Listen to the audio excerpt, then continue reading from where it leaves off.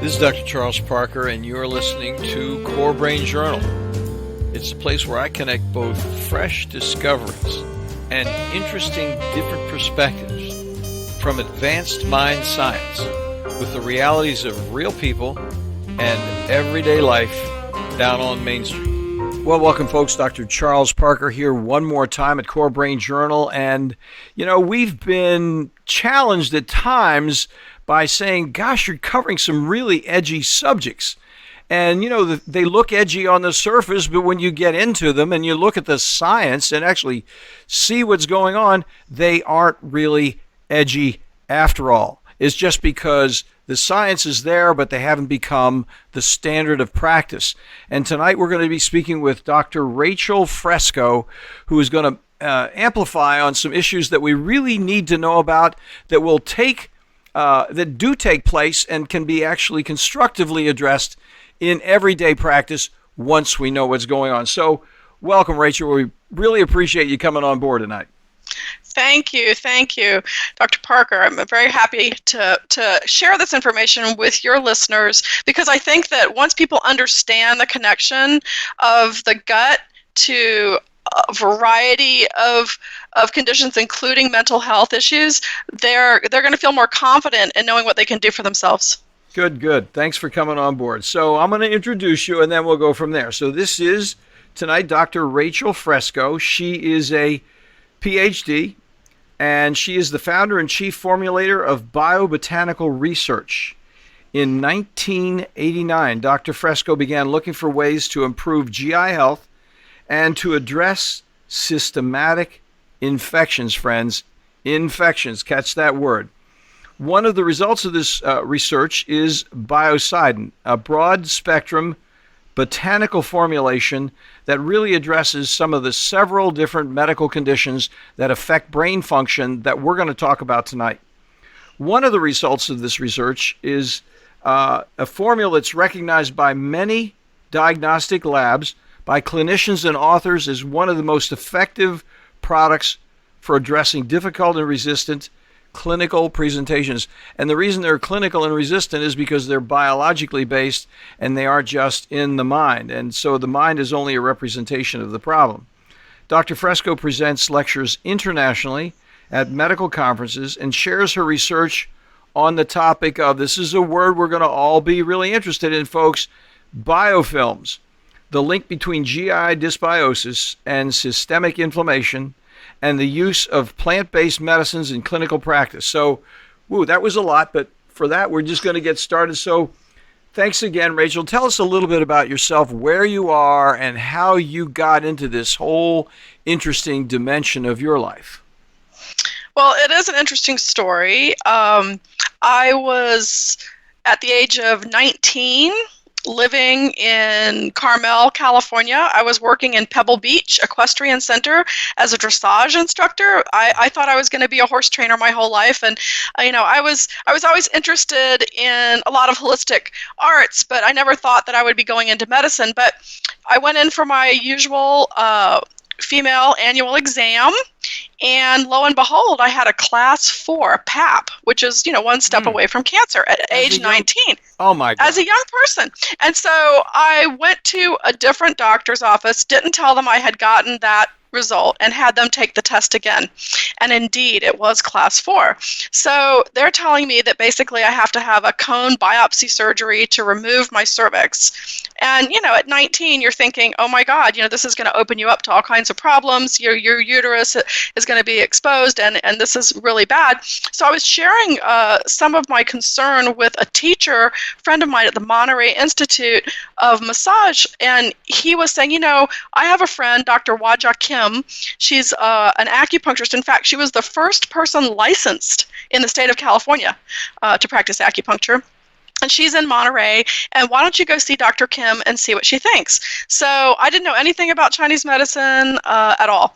And I went in there, and she took my pulse, and she looked at my tongue, and she said, you have blood stagnation in your lower burner, whatever that meant. And I'm like, okay, well, can you fix it? And she's like, yes, in 6 weeks, we can fix this. I'm thinking, really? 6 weeks? So she did acupuncture on me and cupping, and she cupped my abdomen and low back, and every time she cupped it, that suction cups, right, and it pulls the blood to the surface, the blood came up like blue and black, like so stagnant in my abdomen. Is that and right? she didn't even prescribe herbs. She's not an herbalist. She just did acupuncture and cupping. And so when I went back 6 weeks later, I went to Planned Parenthood because that was like an anonymous thing I could do and get a PAP, and they don't know my history and they don't know anything about what this doctor has said. And I go back and I get a PAP at Planned Parenthood and it's negative. So then I go back to the doctor's office and I ask him to do another PAP. He goes, well, we already know you're class 4. I said, I want you to do another PAP. Guess what? It was negative.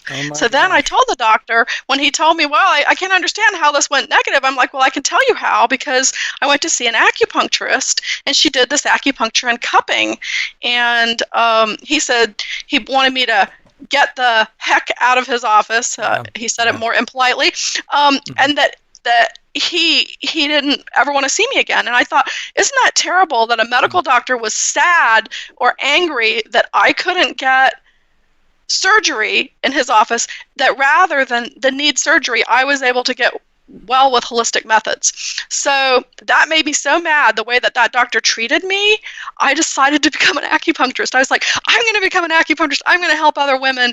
And so indeed, I went to acupuncture school in Santa Cruz at the university, 5 Branches University, and when I got out of school, or just before I got out of school, I was working at an herbal company local to our area called Con Herb Company. They make Chinese medical products, and I was the technical consultant to the doctors who would call in. And so at that time, there were a lot of problems with infection, particularly opportunistic infections, and with people in the San Francisco Bay Area. And this was in the beginning of the AIDS epidemic, and so you had people dying of diarrheal diseases. And I had been working through my work in veterinary acupuncture. Of course, I'm a horse person, I'm a trainer. Of course, the first thing I did was learn veterinary acupuncture in school so that I could do horses and dogs and so forth. So I had been working for a vet, and we had been treating some really difficult infections on dogs and horses and cows, things that Western medicine didn't have anything for, like leishmania. We did a whole kennel. Yes, we did a whole kennel. Tell people what that is real quickly, because that's an. It's like an intracellular parasite, and it's incurable. And so these dogs already, I think 8 of the dogs in the kennel had died. It was a hunting pack for fox hunting. And then we introduced the herbs, and the dogs stopped dying and got well. In fact, it tested negative for leishmaniasis 6 months later. So actually, that was written about in a veterinary medical book by the veterinarian I was working with. So anyway, so then as we went on, we found that, there was just a variety of yeast and bacterial and parasitic infections that seemed to be responding to the herbs. And the thing about the herbal medicine is it didn't seem to have the issue with drug resistance that some of the antibiotics did. So knowing this, I had sent the herbs up to some of the doctors in San Francisco to try, and one of those doctors, unbeknownst to me, sent the formula to Great Smoky's Diagnostic Labs, which is now Genova Diagnostics. Now, as you know, this is one of the premier labs in the United States for doing, GI dysbiosis testing and so forth. So the owner of that lab called me up, and I'll never forget this conversation because it was so bizarre. And he said, I don't know who you are or what this is, but it kills everything, and we want to put it on our panel. And I thought, who is this rude man? But I'm like, well, tell me more. And he goes, well, we have this sensitivity panel. It's called a CDSA, and we put the candidate substances, whether they be drugs or other candidate substances, and we see how the bacteria and yeast respond. He says, and your formula is the most highly sensitive every single time. And I'm like, well, that's good, isn't it? He goes, yeah. So anyway, that's how they put the formula on the panel. And over a 6-year period, I think 200,000 patient tests were run through that lab. Every single test came back that the biocidin was highly sensitive. So all the doctors that were using that lab suddenly found out about it and are calling me up and going, where do we get this? And so I ended up having to basically start a company to deal with the influx of desire for this formula. And I had started out bottling it on my kitchen table. So, it was good that I had been working at Con Herb Company because they had manufacturing facilities that they could send me to and suppliers and things. And so I was able to ramp up to a professional standard product very quickly. And that's where it all began. And so that was a long time ago in the early 90s. So all these years I've just been working with primarily medical doctors, but also acupuncturists, naturopaths, chiropractors, therapists, psychotherapists, and other types of holistic professionals who use natural medicine in their practice. A lot of chiropractors do some form of internal medicine, not just physical medicine as well. Mm-hmm. So let me interrupt you for a second because you got me going here. Such an interesting story, Rachel. This is really interesting. And how fortuitous that you were at that place where they were actually manufacturing supplements and you could go in and put that package together. Now, I am curious right there because, and sorry to interrupt you, but I think others will probably have the same kind of curiosity that I would. How did you arrive, without breaking into any kind of proprietary formula, how did you arrive at the conclusion that this might be a formula that would work? How did you reach that conclusion? So the veterinarian I was working with actually was the first person to know about this herb formula.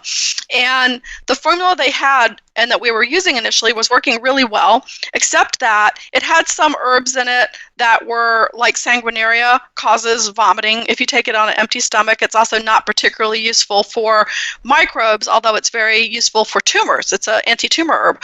But so there were herbs in that formula that he had been using that didn't really work for what we wanted to do. And then I thought about it, and I thought, why not put in the essential oils like oregano and so forth and beef up the antimicrobial activity? And why not put in some herbs to protect the liver like milk thistle? So we kind of looked at how to balance the formula. And I have other herbalist friends I was bouncing things off of. Like, what can we do to hit the most bases as an antimicrobial while supporting the liver and kidneys, while bolstering the immune system and cutting down on inflammation, because inflammation in the gut is one of the key issues, right? So that's where the bilberry came in as one of the ingredients. So it not only is it antifungal, but it's anti-inflammatory.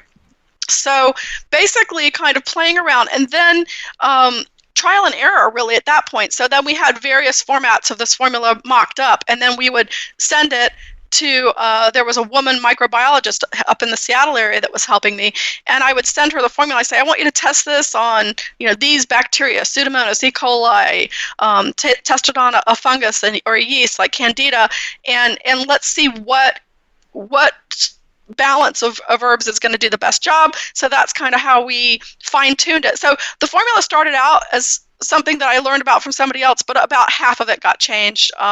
So, you always start from somewhere. And I'm one of those cooks, too. Like, when I cook, I might start with something that came out of the jar, and I'm going to add, like, 20 things to it, right? So just doctoring it, really, until it was working. And also, the thing that we really wanted to make sure is that, for the most part, that it was harmonious for patients, because, like, I don't know if you've tried using straight oregano oil products, but they're great at killing pathogens, but man, they're hard on the stomach. You're burping up oregano, you've got burning stomach pain. The patients don't want to keep taking it. So you have to put the herbs in a balance, and that's where I think the Chinese herbal medicine point of view comes in handy, because in Chinese medicine formulation, you have like a king herb, which is like the main activity of the formula, and then you have the minister herbs that back that up. And then you have the other types of herbs that balance the formula or lend support to the system and harmonize it. So that's the Chinese herbal medicine theory is what I used, but I applied it to the Western herbs that we were using in Biocidin. So that's so interesting. I'm going to tell listeners a little bit about myself here, and this is not in any way a sales pitch. It's my own kind of self-revelation in terms of how I became interested in Biocidin myself in my office. So when I first started, I became interested in Candida, for example, because I was getting tests back from Genova, Great Plains, and they would have Candida in them. And somewhere early on for me, they said, don't worry about Candida. If you get the gut squared away, it's just going to go away. And so I can't remember who told me that or what, but it was So for a long period of time, I would say that to patients. Don't worry about it. It's going to go away. But it didn't take long to find out that patients weren't getting better. And so then I talked to somebody else, and they said, well, look, if you've got a candida, why don't you just use normal, regular medicine? Do something with the candida like nystatin. So then I said, okay, I'm going to use nystatin because I'm qualified to do it. I learned some more about nystatin. Didn't want to harm anybody. Learned about Herxheimer's, which we're going to talk about in a minute, and got the nystatin on board. And then we had the same thing happen. It's like, okay, we're doing a good yeast killer. It kills candida, but it doesn't continue to kill candida. Something's going on. The whole thing came back even though I'm doing everything right. And this patient who's working with me is working very effectively with me. Then we were in 52 pickup, and somewhere in there is where I became involved in a meeting with Great Plains, and they were talking about what happened with how they used this other product called Biocidin. And I've just had a lot of luck with it. I mean, it's one of these things. We have a whole, and we use your protocol on how to use it effectively. You've spent a lot of time on it. It's one of the reasons I want to make sure I have you on, because this is not an attempt to just kind of have a big endorsement. There's no money going down between you and I in this whole thing. This is just to say, hey, this is what I experienced in my office. I think people do need to know about it. It seems like quackery until you actually step out of the box, do the measurement, and see the measurement go down with the treatment in contradistinction to nystatin, for example. So thank you very much. Well, the thing is that, if people think that the herbal medicine is quackery, but remember, 80% of pharmaceutical drugs are derived from some type of plant base. Yeah. Now let's go to like PubMed, right? That's the clearinghouse for all types of placebo-controlled, published studies that are from reputable universities and research centers around the world. If you type in botanical and biofilm into the PubMed research bar, you will get hundreds of studies that show, guess what? This particular essential oil or this herb was effective at cutting down the biofilms. We should talk about what the biofilms are and why that's important. But even just basic antimicrobial activity, it's well known. Like why an olive tree could be 2,000 years old, because the oleuropein in that olive tree is antibacterial and antifungal, so the pathogens can't live on it. But guess what? The good microbes in the soil are not affected by it. And that's what's so interesting about the natural medicine, because it doesn't seem to harm the good microbiome. So you do a patient study before and after using Biocidin, their microbiota actually improves in the good flora measurement. So instead of like a normal antibiotic that would wipe out everything and then maybe cause a backlash of candida or a bacterial infection, like C. difficile, which has become very problematic for people who take antibiotics. So it's important that people know that you can do your own research on any ingredient. You can go to PubMed and you can look this stuff up. And then if people tell you that it's quackery, you can say no. There's good, solid scientific data. Well, the thing I want to say here is, of course, we're not taking a position that this is for everybody and everybody should be taking it that has an infection. We're saying, and I'm speaking somewhat for Rachel. Rachel and I haven't really discussed this, but I'm saying, in terms of being reasonable, a reasonable, scientifically oriented psychiatrist of all things, that these candida organisms absolutely, without a doubt, directly affect brain function. So why am I talking about bowel? Because I'm a brain guy. I am definitely a brain guy. And I am a brain guy who's done everything right by the book 4 years and still had treatment failure when I was doing everything right. So then I've got to go somewhat out of the box in terms of contemporary traditional medicine and look into these other protocols that do work. Again, they don't work for everybody. There's no false claim going on here. Hey, run around and take Biocidin. That's not the point. The point is, if a person has a condition that might have a refractory response to ordinary interventions like nystatin or whatever, then why don't we try something else? Now, let's jump on this term biofilm, because we have a number of people. We got an educated audience, I'm going to tell you that, Rachel, but there are still some terms that the average person is not familiar with. And since we're in 83 countries now, we want to be careful to get the language squared away. So go ahead and tell us a little bit about biofilm, if you would. Okay, so you know how if you ever tried to wash out your dog's bowl and there's this just slimy feeling in the bowl, you can't get rid of it? Okay, that's a biofilm. Biofilms are basically where you have communities of bacteria and or yeast. Even lime creates a biofilm. And that once they get enough numbers together, called a quorum, through quorum sensing, they change their gene expression and they start to develop this sort of slime called EPS, or extrapolymeric substance. So this is sort of a slime that covers the bacteria and protects them from detection of the immune system, protects them from being attacked by antibiotic drugs. And so when these infections become chronic, let's say chronic sinusitis, or a woman with recurrent UTI, or recurrent vaginal infection, or chronic UTI, urinary tract infection, folks. Right. Yeah, I'm sorry. Sorry. That's okay. So, and the vaginal infection. Now, let me ask you, stop right there, because we're talking about, I want to jump on this, because some people say, well, why wouldn't they just use diflucan? Because diflucan would be the treatment for vaginal candidiasis. It might work, okay, so but it might not.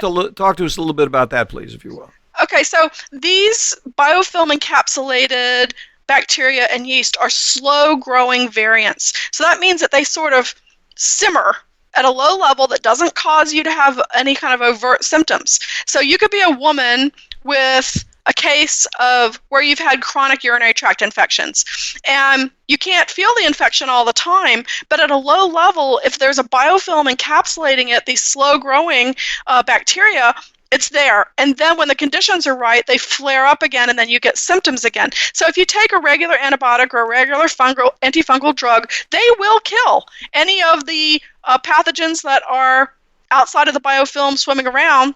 They will knock the numbers back, but you might still have some left in that biofilm that can come back later. And that's why with children getting these ear infections, right, they give them course after course after course of antibiotics. But really, when you look post-operatively at what happens in these chronic ear infections, you're finding a fungus and a bacteria together in a biofilm. So unless you break the biofilm, you can't actually clean up really, really effectively that infection. You can knock it back for a while, but it comes back. So, and then there's the issue of certain types of infections. The drugs that you have to use have bad side effects. They could be hepatotoxic, damaging the liver. They could cause you to wipe out all your good gut flora and get another bad bacteria or yeast. So there's a downside to the drug therapies, and that's why I think using natural medicine as a first line and see if you can clean it up without causing yourself undue toxicity, and then go to the heavier guns if that's not working. But here's the catch. You cannot go to the vitamin shop and buy a $5 bottle of olive leaf, for example, and expect that it's going to treat your infection. These kinds of formulas have to be professional level formulas with the right strength of active ingredients. And those types of products are typically more expensive. They're typically sold by professional brands. And that's why we always recommend that you work with a holistic health professional of some kind, whether it's an integrative physician or a naturopath or whoever, who's familiar with using these kinds of things, or who can contact us and we will train them how to do it. But we don't recommend people self-treat if they have a serious or ongoing problem. You know, if you have you caught a common cold and you want to use some Biocide and throat spray, fine, it's great. I love using it for winter wellness. But, you know, if you were a person who had a chronic lung issue, I would want you to see a doctor and talk about how we could apply this more effectively in your case. So let me ask you some more questions, because I know everything you said is very stimulating, but as a physician and having heard these things in the office for a long period of time, we're talking about Candida, which is a fungus that can occur vaginally. So then a person said, well, use diflucan because that's better for vaginal Candida. But then there's a whole thing of the bowel. And what happens is you can actually see how the bowel is affected by actually doing blood studies that tell you very specifically that Candida is alive and well in the body, even though you don't have, for example, a vaginal infection. So you can have. Right. Go ahead, please. Yeah, well, Candida is a normal part of your intestinal microbiota and milieu at a low level, but when it gets out of balance and overgrows or turns into the more damaging fungal form versus the yeast form, where it has the little hyphae that can actually penetrate the tissue. So you could actually get penetration of the tissues of your gut. You can have this biofilm set up. I actually have a picture on one of my slides of an endoscopic exam of somebody with such bad candida in their gut. You can't even imagine how they could absorb any nutrient from food, let alone make the neurotransmitters that 80% of which are made in your gut. So if you're looking at the smoking gun between gut health and mood disorders and brain health, you have it there. And even Scientific American published a brilliant article about this fact and showed the research where scientists took germ-free mice. Like, these mice have sterile intestines, so they have no microbiota whatsoever, good or bad. And then they measure, for example, the stress hormones from these mice. They're way higher than normal mice that have a normal flora. Then they give those stressed out mice something like bifidus, and lo and behold, their stress levels all came down. And so that's just one small test, but there have been countless tests like this that show the relationship between the gut and the brain. I mean, of course, Candida produces a byproduct called acetaldehyde, right? Mm-hmm. And acetaldehyde causes the lack of absorption of oxygen into the red blood cells. So when people with Candida talk about being foggy-headed and tired, well, yeah, their oxygen is depleted from the acetaldehyde, and not only that, but once you get this gut barrier disturbance where you have candida or toxins entering your bloodstream, those can go to the brain and cause inflammation anywhere, including the brain. So you can see pictures that I've got in some of my slides of the brain of an Alzheimer's patient that's been exposed to the biofilm causing bacteria with lipopolysaccharide, LPS. So there's this connection between the gut, its health, and the brain. And 100 years ago, according to the Scientific American article, it was common for people as a therapy to give people colonics and special diets when they had mood disorders. But then that fell out of favor, and got sort of forgotten about in the more pharmaceutical-based, application of psychotherapy.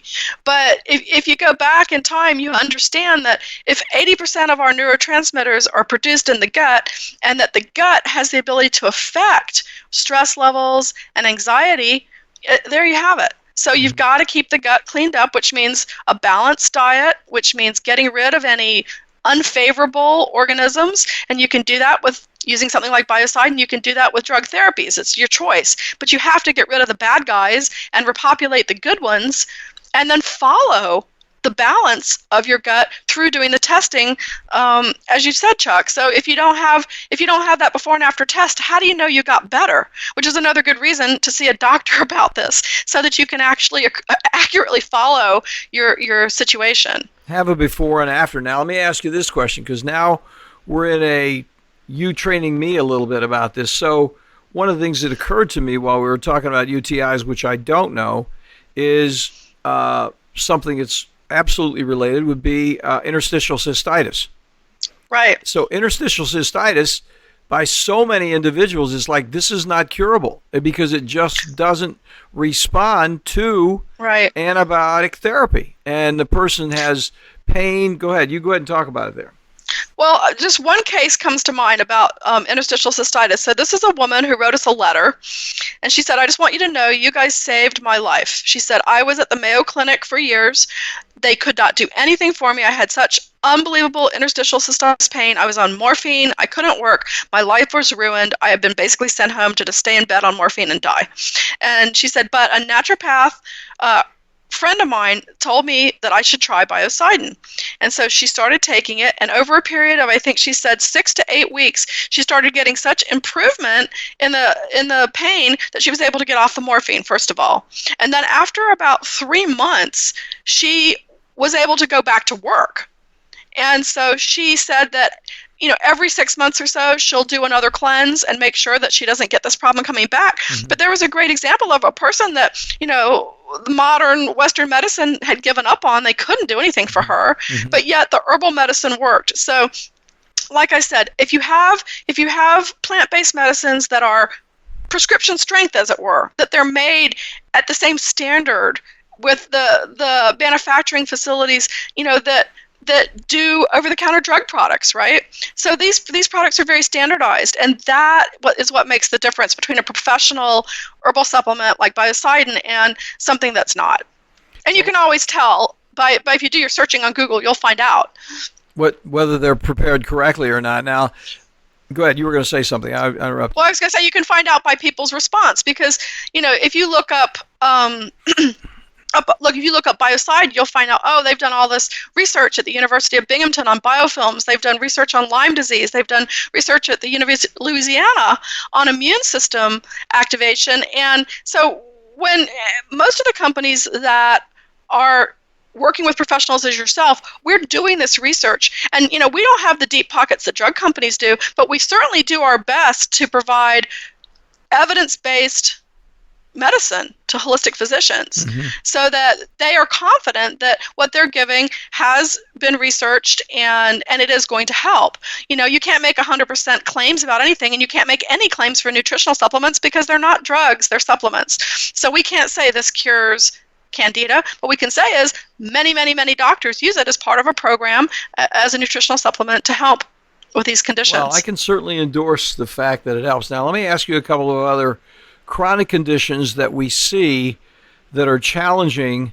We hit interstitial cystitis and Candida. How about Lyme and Pandas? What's your experience with those? Here's a good one. Yeah, Pandas is one that I don't know if people understand what that is. It's a type of strep infection. Yeah, it is a strep infection in the brain. In the brain. It's a pediatric disorder. We had one mother who let us know that her child had been kicked out of kindergarten for violent behavior. He had bitten her 45 times. She was at wit's end. Her doctor told her about Biocidin, and she started using it, and she saw some improvement at the regular children's dosage. So she decided to up the dose herself gradually. So she ended up giving the child like 2 or 3 times the amount that we would normally start a child on.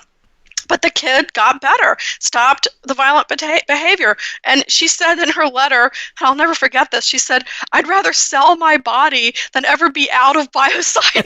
And we wrote back to her, we're like, "We're sure that won't be necessary. We'll give you Biocidin." She's got a sense of humor anyway. She does, yeah. But anyway, so with regards to Pandas, we have seen, definitely that it has helped.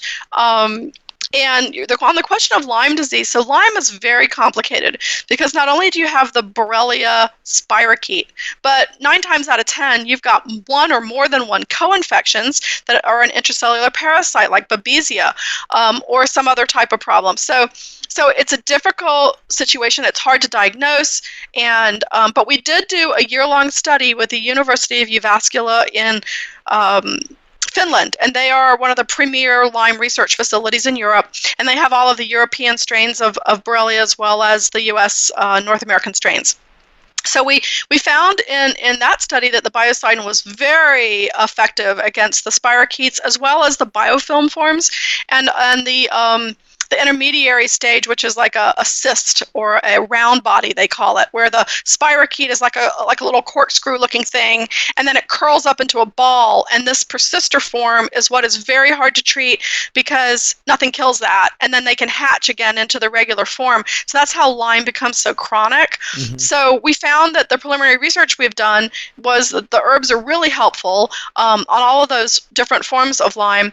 And some of the top Lyme doctors in the United States, like Dr. Richard Horowitz, he's been on the Today Show many times, Ann Corson, Dr. Stephen Harris. There are many of the Dr. Klinghardt and so forth. Many of the doctors that are working with Lyme are using the Biocidin. And so I theorized that if the Biocidin was helping, if we could get it into a liposomal form where it would be able to penetrate intracellularly, then it could get into like some of those other issues. So we sent the biocidin off to Quicksilver Scientific, and Dr. Chris Shade there, he was able to use his liposome technology with the sunflower oil and making the nano size and basically encapsulate the biocidin into this liposome.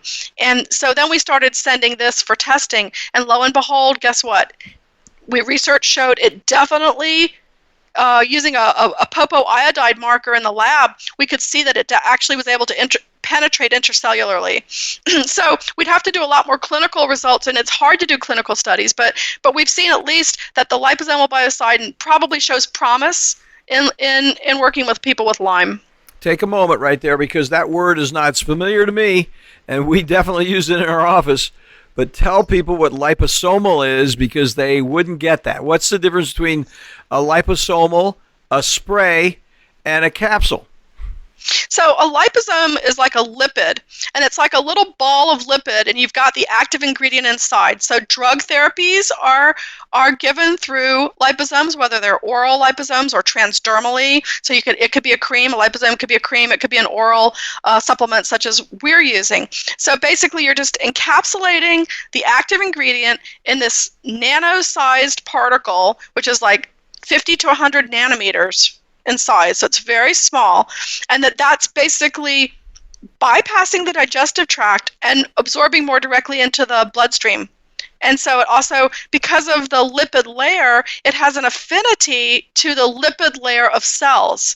So it sort of goes in there, and that's why, like, for people with, neurological and brain disorders, they say, you need to have these special high-quality good oils like phosphatidylserine and so forth, right? Mm-hmm. So it's the same thing. So the liposome lipid has an affinity for neurological tissue and cellular membranes. And so, since in Lyme disease, oftentimes the spirochetes hide out in the spinal system and brain, right? Mm-hmm. I mean, I believe one of the doctors had a slide, I think I have it somewhere, where he actually shows a scan of the brain, and it shows the biofilm and those little granular cysts and spirochetes in the brain of an Alzheimer's patient. So these pathogens can go anywhere, and it's hard to reach them. So the liposome maybe has a better chance of reaching the neurological compartment.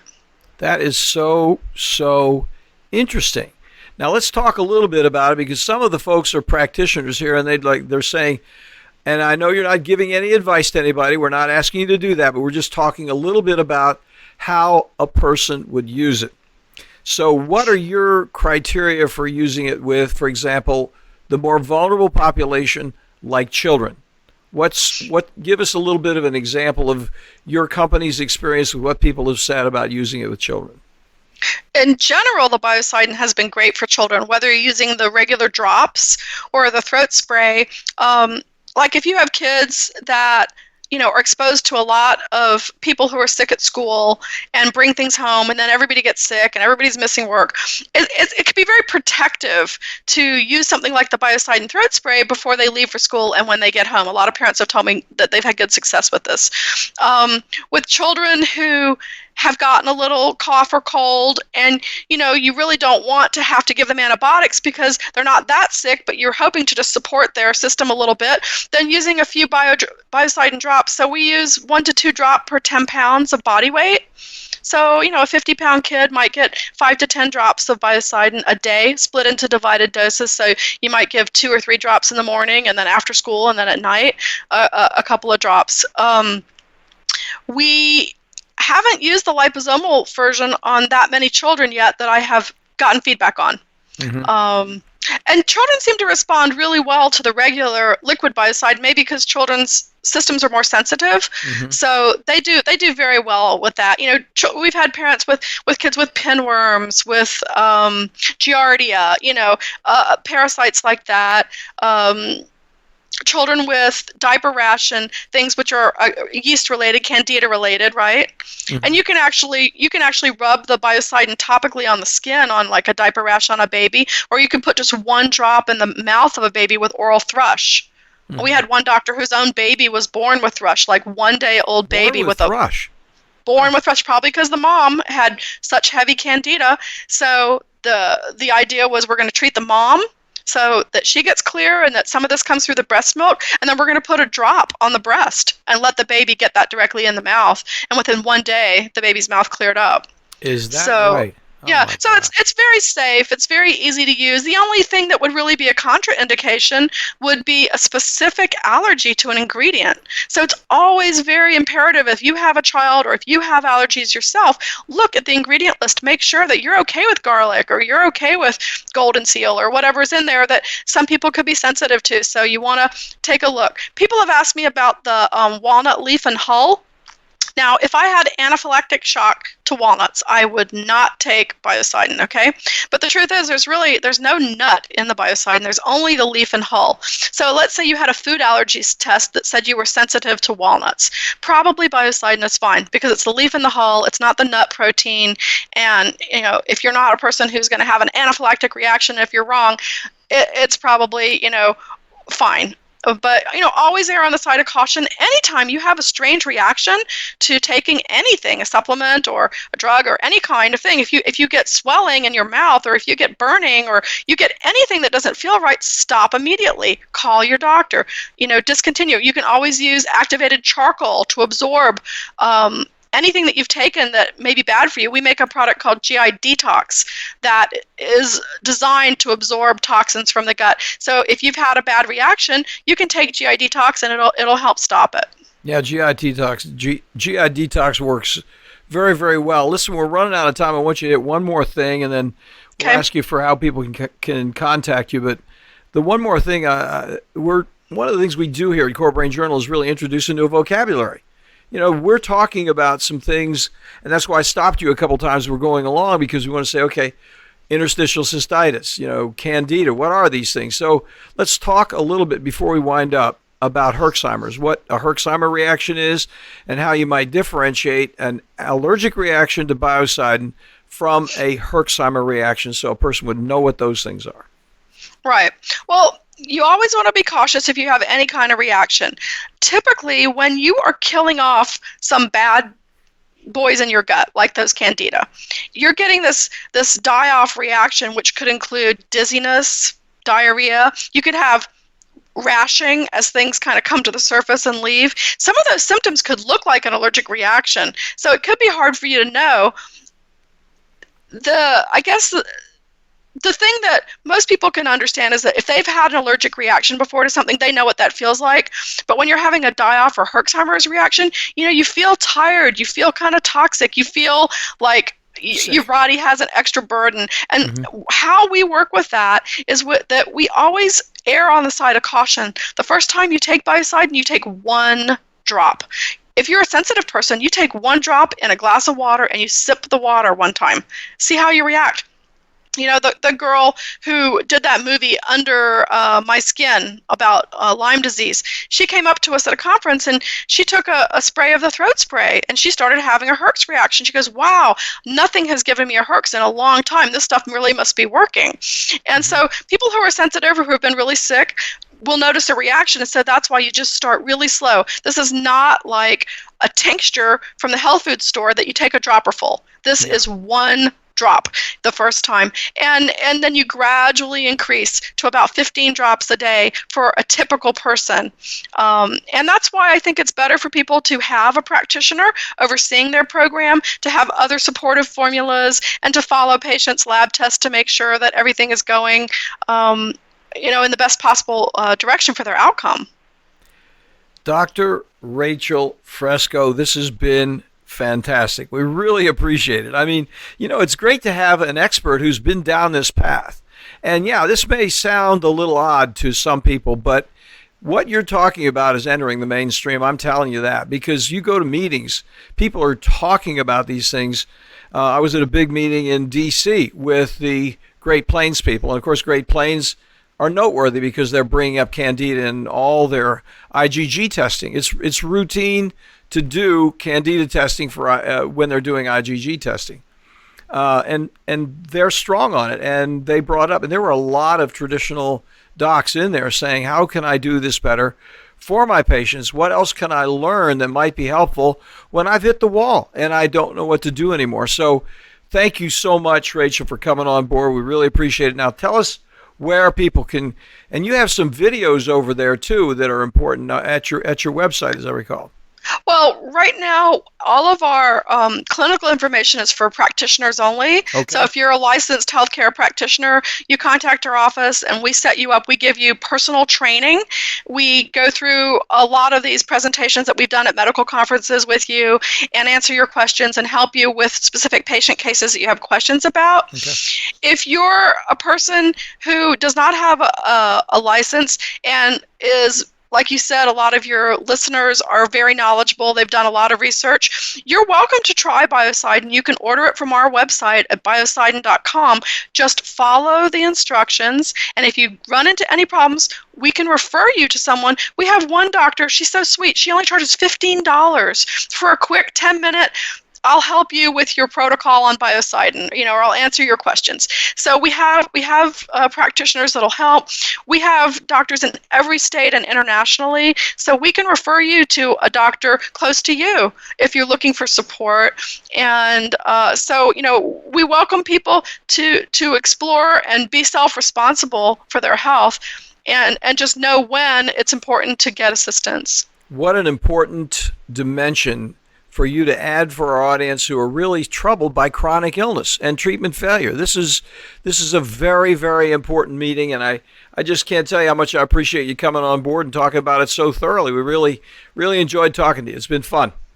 Thank you, Chuck. It's really been a pleasure to be here. We're going to have you back, Rachel, because I got some other questions to ask you at another time. So listen, you have a good time this evening, and we'll talk again soon.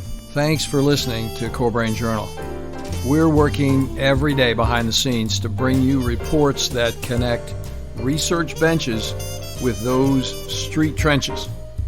Here we share the complexity of mind science because, as you know, details really do matter.